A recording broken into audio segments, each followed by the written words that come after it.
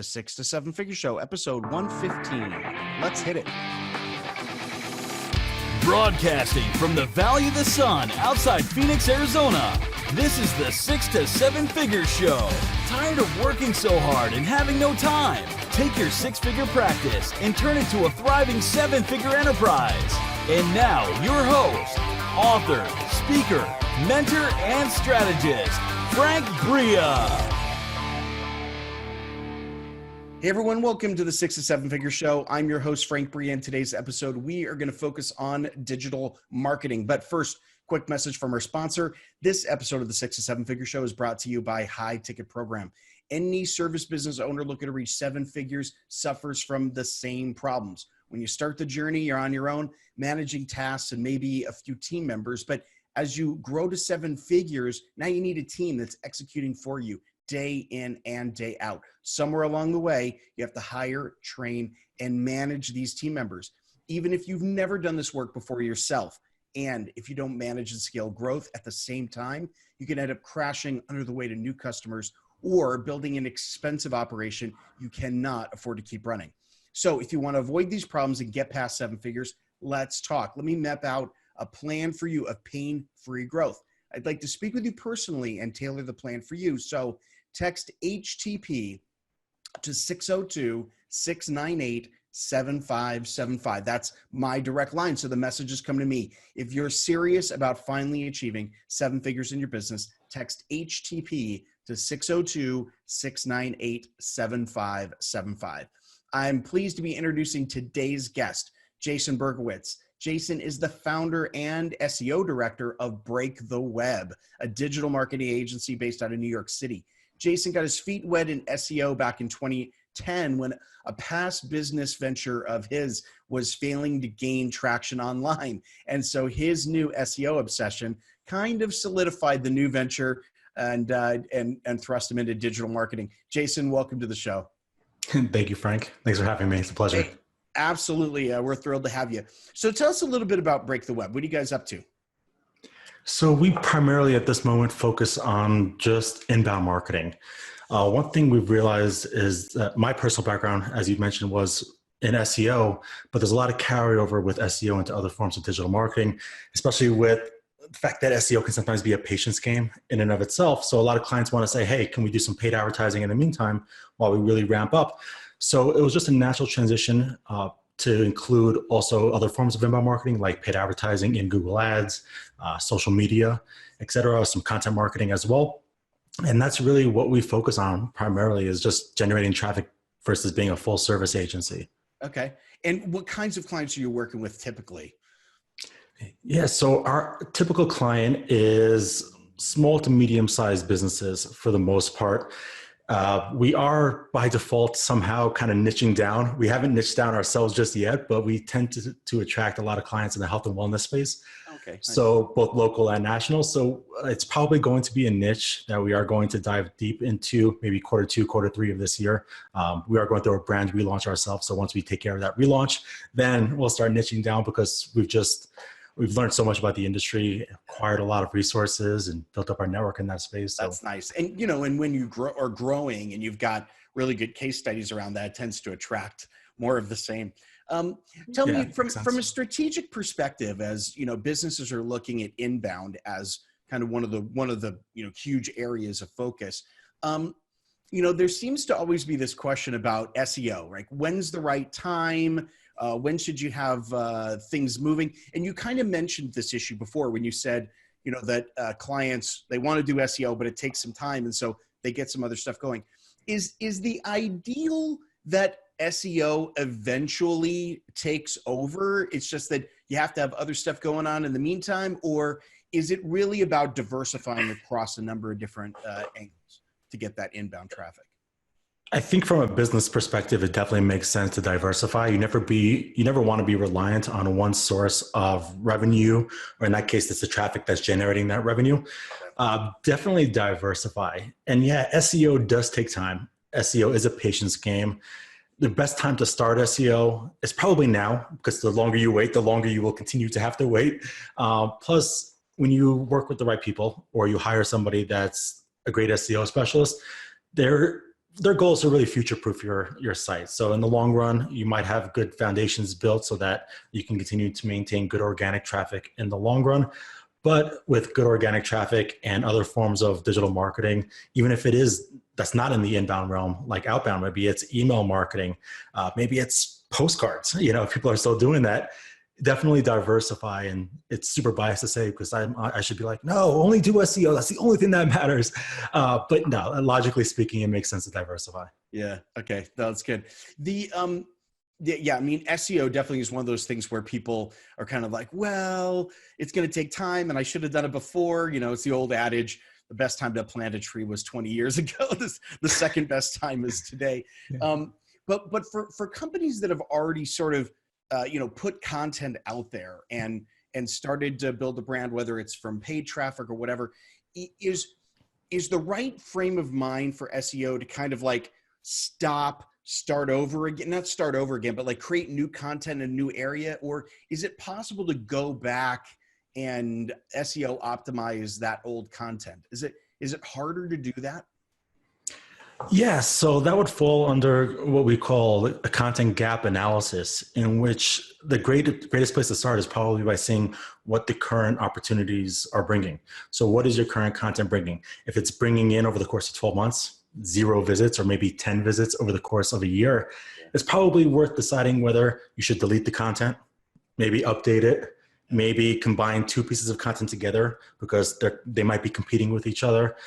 So with content, it's best to just kind of take a step back, see what's low hanging fruit at the moment. Mm-hmm. SEO strategies that can go very, very far, but if you can reach greatness within close reach, that seems like a better option. So analyzing your current content first, see how that's performing, and just optimize from there, seeing what you can do. Nice. For a lot of people, there seems to be this view that SEO is really, really critical for businesses that need to get a local reach, but for global or a broader reach, that it's either a different strategy or it's not as critical. Do you see that as the case, or are there just different strategies for different kinds of companies that way?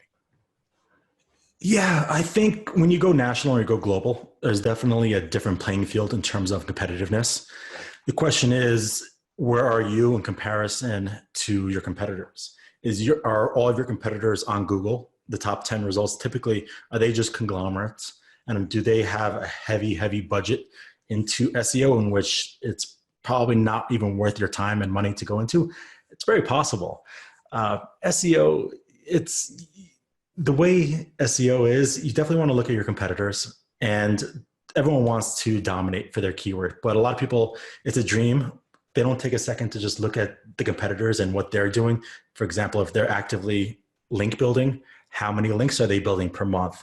And can you match that to compete with them? So just one of the different instances. Yeah, I guess that's a really good point is, if that's an area that's even ripe for trying to go after, or if it's kind of swamped in competition. Yeah, we turn down clients all the time just because we don't think we would be able to provide value. And while revenue sounds great in theory, we don't want that reputation that we just take everybody and not deliver. Well, so that's great. I wish a lot more agencies took that approach. Yeah. It seems like, for a lot of business owners to think about SEO, even just take the Google algorithms for as one example, feel like it's like trying to keep up with a massive changing, so like almost every day you're waking up to some new rumor about like what's ranking, what's not ranking. Like, is keeping up with those small changes really, really important? Or is that like finessing the last little like 20% out of the algorithm?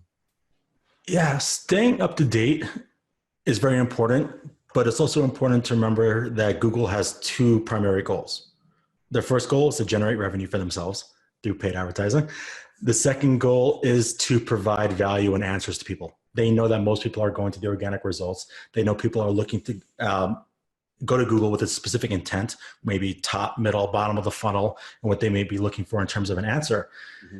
So that, when you have that in mind, really, if you're using techniques that are feeding into the metrics that we already know that Google uses, it's not that much shifts. But what really you need to keep an eye on is how Google is changing the display of the organic search results, because Google is consistently testing out new features in the search results itself, which do have the potential to reduce the click-through rate from organic search back to your website.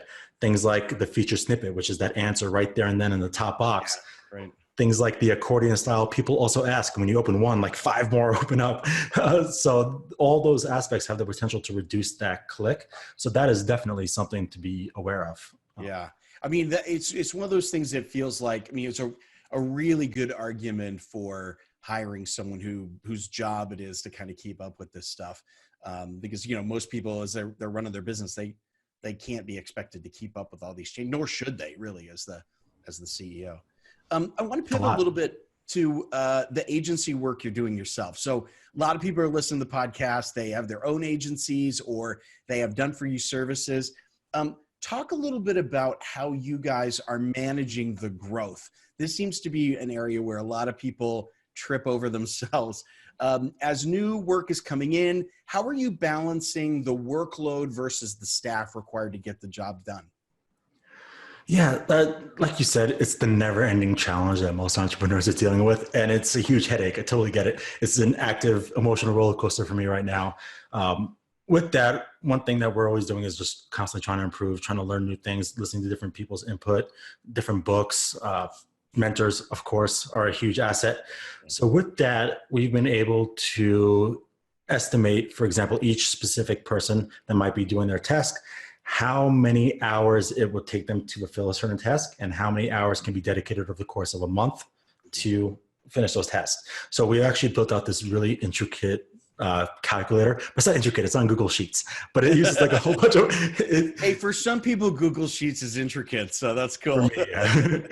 For me, yeah, we got a script developer to build it out, so it's pretty cool, and I'm like super proud of it. But again, it's Google Sheets, and we've been able to have a tab, for example, for one employee, estimate what their workload might be and what their bandwidth might be. And when a new client comes in and they're added to that roster of monthly tasks, that's when the bandwidth calculator will get adjusted, so we see how much time somebody has left. Nice. It's weird, but it works. Yeah, no, that's a clever. I mean, that's the kind of stuff you have to do in project work. You got to have something to balance that out. I was involved in a conversation last week with a very large corporation that was doing some project work balancing, and I asked the question, like, does anyone have a tool that can map out resources and timeframes? And they all looked like I was an idiot. So your Google Sheet thing would I should start selling it. Yeah, you should start selling $39.99. That's right. There we go. There you go. Link at the bottom of the notes page. Yeah. Click link. Yeah, right. Exactly. So do you guys hire employees? Do you subcontract out? Like, do you keep it flexible? How are you handling the staffing? Yeah, so we try to keep people as employees. We actually have had quite a few contractors that ended up becoming employees. So it's a good, healthy mix. I think that there's always those weird points in business where you need extra help, but you don't have enough revenue just yet to justify that extra hire. So that's where subcontracts might come in, especially with delegation and for things that pile up on my end, given that I'm the founder and I wear many hats. When I try to start delegating out, that's where it might not necessarily make sense to bring in an employee, but we can use a contractor. And with an employee, it's beneficial because they're adapted to our style. They share our core values, they speak our language, and we all have fun together. Yeah, no, that's true. A long term that works out better. But the staffing thing is a pain point for a lot of people. You know, the idea of hiring and the nervousness of sort of making a bet on someone you don't know to kind of come into the organization, especially as bringing an employee. Any advice or tips you've learned as you've been growing and hiring folks that you might be able to share with the audience?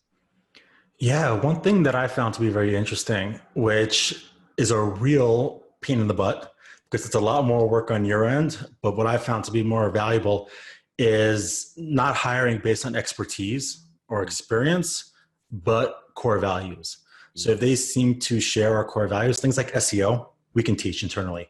I can teach the processes, I can teach the systems, but certain value traits that people might have within their personality, that is something that cannot be changed. Or if you try to change it, it just always backfires. So while it's so much harder for you to hire with minimal experience, because there's a lot of training, a lot of onboarding, we've actually had a lot more of an enjoyable experience with people that share our core values, have a great personality type with us, that we can hop on to meetings and conferences and, shoot the shit with, versus just basic, they're good at what they do, but maybe it's not flowing very nicely, or just, maybe have different values. Yeah, it just doesn't fit. Yeah, that's great advice. I think a lot of people are nervous about heading in that direction. Like, it feels like it should be the right answer, but I think, when most people kind of leave the hiring to the last minute, right? So they're like, oh, we got to get someone on this project immediately. And so they think they don't have time for any of that stuff. But long term, that is so much better to make sure you've got a good personality match. If you can get both, great. But if you have to make the choice, culture. We have somebody on our SEO team who didn't know anything about SEO beforehand, and they love SEO so much now that one of their core values was they were motivated to just learn more about anything, which I loved. And now she's going out, she's learning more about SEO. And again, she didn't know SEO before. She's kind of contradicting me in what I'm saying with SEO strategy, and I love it. It's great. That's great. So, well, good. Yeah. That's a good attitude for you as founder and CEO to be able to have that give and take from your team. That's great culture. Again, one of the other pain points that a lot of people have in the agency world is client relationships, right? So lots of give and take and back and forth, and this is what we thought you said, and this is what we delivered, and all this back.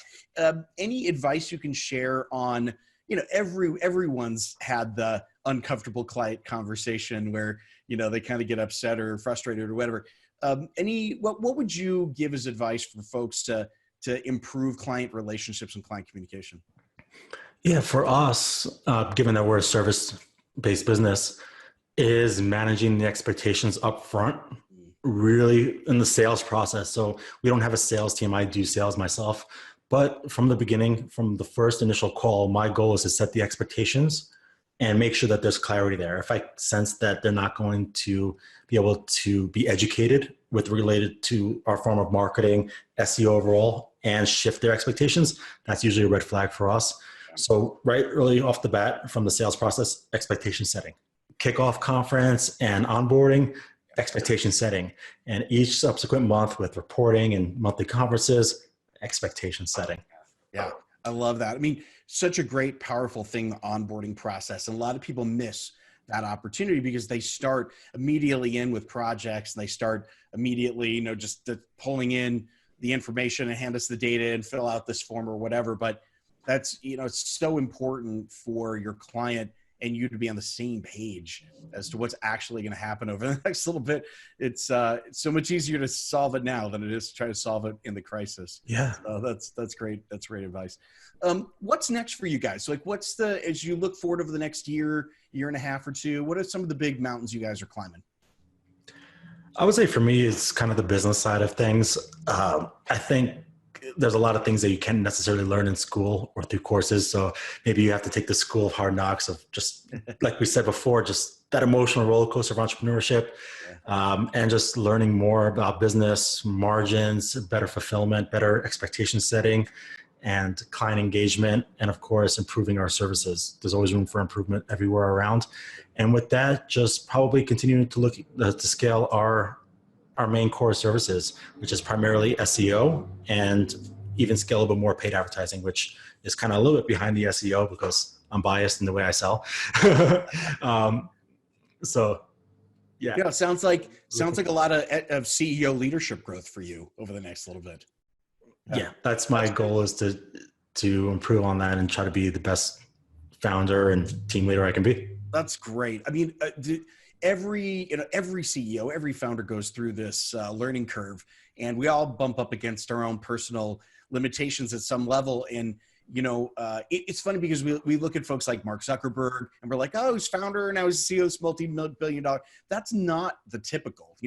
Most founders actually flunk out somewhere along the way because they refuse to grow, they refuse to learn. So I think it's great that you're noticing that and you're working on that personally. Yeah.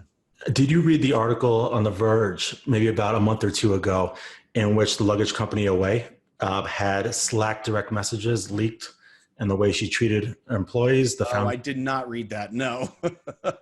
I think that ties in exactly to what you said, in which she kind of had to step down after a huge expose on the way she was berating her employees on This Slack. sounds vaguely familiar. Maybe I did read it. Yeah. Or at least it's happened a number of times, because it's true. The ability to manage a team, the ability to to motivate and to lead, it changes, as you start off, like people who are just starting out, they're not even really a CEO. We're just like project manager. Yeah. There's like, we're just managing tasks. And then suddenly these people come in and it becomes this, more and more complex problem. And, I like to, because I'm kind of a math guy, I like to describe it this way, but one more person walks in the room and the level of communication, the complexity, it didn't grow by one, it grew by every single possible connection point of the people in the room. So it grows exponentially as you add more people, and it just becomes something that, we're not born with how to, figure out how to manage all these different people. It's something we have to grow into. So yeah, that's great. If you're a shitty team leader, people aren't going to want to stay with you. And then you're back to that hiring process again, which is annoying. Right. Exactly. Yeah. And, and then people start to, word starts to leak out. You start to realize it's not a great place to work. So that's terrific. Jason, thanks so much for being with us. We're out of time, unfortunately, but it's been great to talk with you, and thanks for taking some time out of your busy schedule. If people want to learn more about you, more about what you guys are up to, what's a great place for them to start? Yeah, you can find me personally on LinkedIn, or you can visit our agency at breaktheweb.agency. Great. Simple as that. Or Google Break the Web. You got to say SEO. I'm sure you're at the top. You're going to SEO guys. Wreck-It Ralph screwed us over for a little bit. Wreck-It Ralph started appearing when they had Wreck-It Ralph break the internet. But we beat out Disney or Pixar, whoever. I was going to say, that's a tough one to go up against. It was weird because anytime somebody typed in our brand name, the show times for your local theater was appearing. And they're like, I think we go see a movie. Yeah, exactly. Well, at least there's not brand confusion. At least it's clear that there's something else going on there. But that's great. You guys are doing great work. It's really amazing to see. So again, thanks so much for spending time with us. Really appreciate it. Thank you so much for having me, Frank. It was a pleasure. Yeah, you got it. And thanks so much for being with us on the 6 to 7 Figure Show. I've been your host, Frank Bria. Just a quick reminder, if you want to talk about getting your business past the 7-figure mark, send a text HTP to 602-698-7575, and we'll come up with a plan together. That's HTP to 602-698-7575. That number comes directly to me. We will see you on the next episode of the 6 to 7 Figure Show. Make it happen.